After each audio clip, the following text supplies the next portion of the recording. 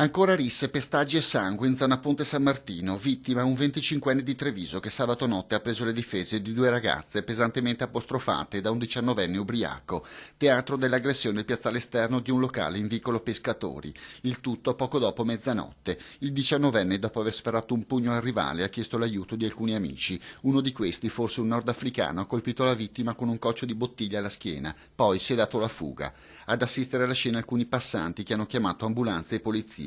Gli agenti hanno identificato uno degli aggressori che ora rischia una denuncia per lesioni. Il 25enne ha riportato infatti una ferita lacero contusa al volto e alcune ecchimosi in varie parti del corpo. Saranno le telecamere di videosorveglianza a far maggior chiarezza su quanto accaduto. Nel frattempo la gente di Ponte San Martino, negozianti e residenti, è esasperata. Ci vogliono più controlli. Fa paura questa zona? Per me sì. Risse, schiamazzi, spaccio e aggressioni sono la cronaca pressoché quotidiana. Quella all'inizio del Corso del Popolo sembra essere diventata da inizio anno la zona più calda della città, dove ogni sabato centinaia di ragazzini si incontrano abbandonandosi a bagordi, vandalismi e scontri tra bande, dando vita così alle vivaci proteste di residenti e negozianti.